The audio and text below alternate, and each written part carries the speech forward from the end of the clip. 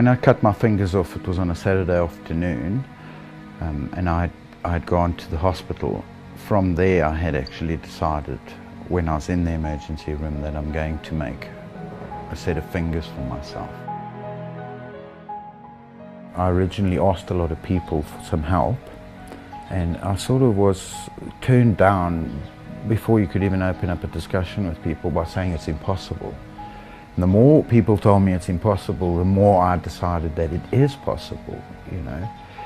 And I started investigating things online and all the different prosthetics that are available, and none of them are trade friendly and none of them are functional, as in returning functionality to your hand as a tradesman.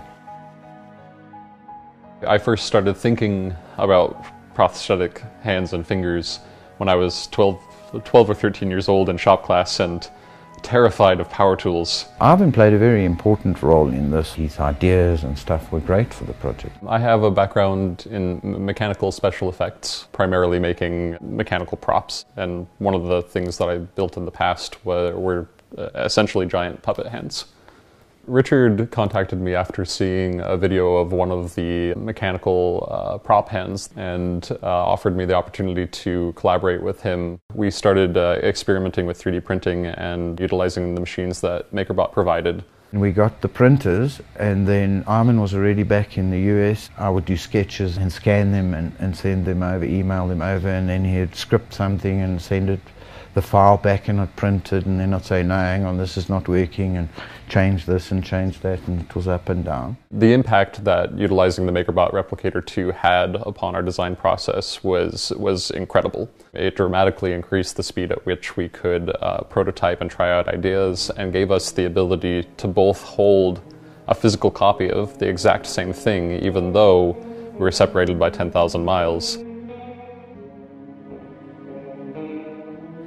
Originally, it wasn't a consideration to help other people. It was all just about me at that stage.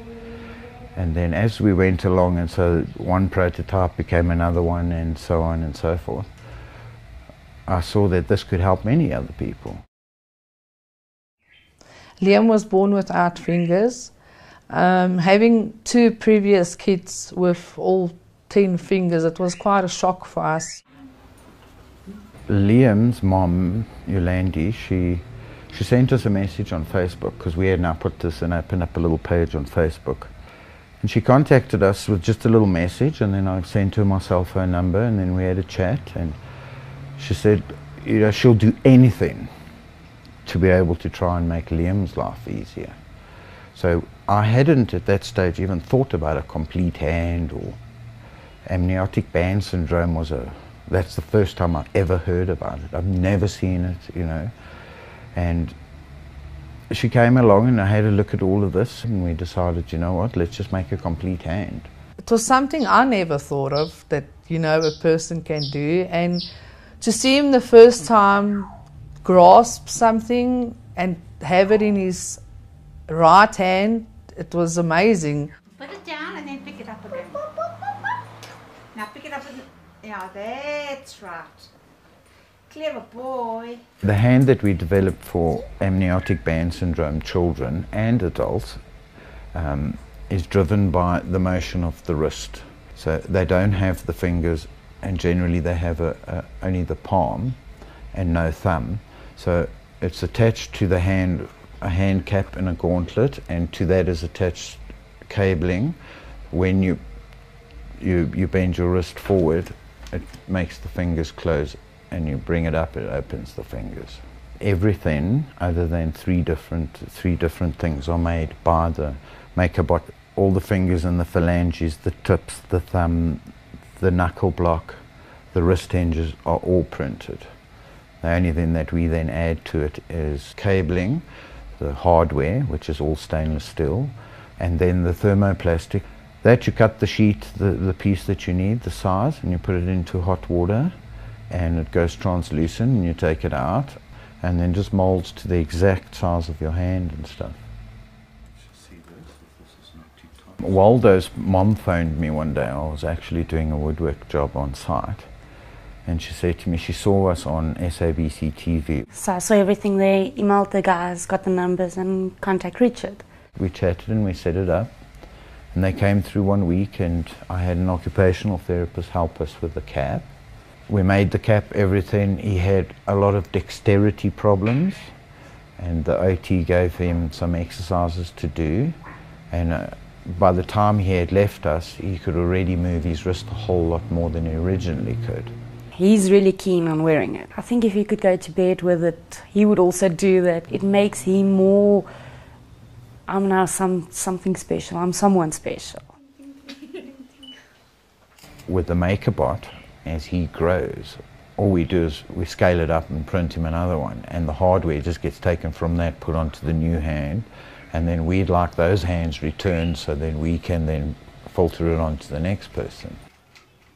It actually brought some tears to my eyes to know that he'll be able to function like normal other kids with two hands, be able to play ball, play cricket, play rugby, drive his bike, everything like a normal child, hold a glass with two hands. So it was really amazing, and to see the joy in his eyes also, it made me really happy. It's fun to have, awesome, and I can do almost everything with it. When you're busy making one of these hands and you make a mistake and you break something or you drill it wrong or something like that, you just go in, set up the machine, and you print a whole new set of parts. This 3D printer actually makes it a lot easier for Richard and Robohand to do the printing. The MakerBot and being able to swap files up and down via the internet cut our sort of prototyping down from a week down to 20 minutes. It was incredibly fast. For a first-time user, I think he's pretty amazing. And you can see that he's open to the hand doing things that he wants to do.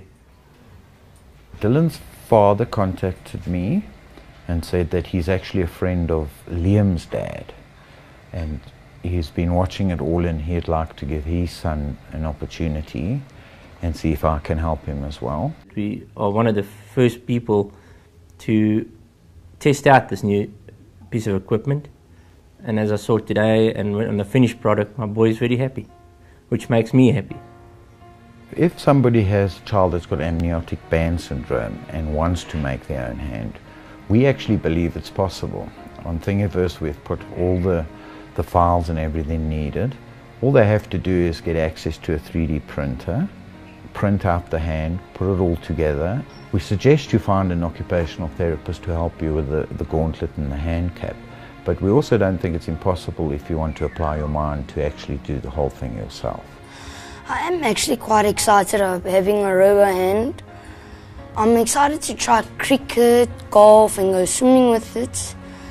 On Tuesday, when we're going to play cricket, I'm going to be able to catch the ball at that right hand now. When I saw Dylan's little face light up, your heart just skips a beat. You're so proud, you're sad, all your emotions all at once. It's amazing.